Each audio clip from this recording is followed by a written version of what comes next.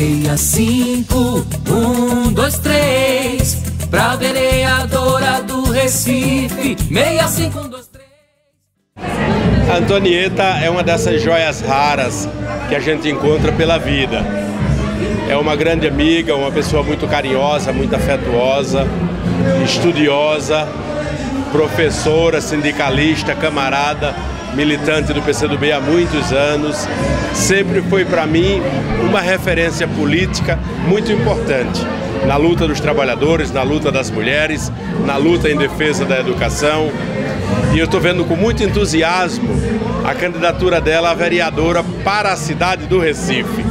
Eu não tenho nenhuma dúvida que a eleição da Antonieta dará uma enorme contribuição ao Legislativo de Recife, à representação da luta das mulheres e, sobretudo, a luta do nosso povo.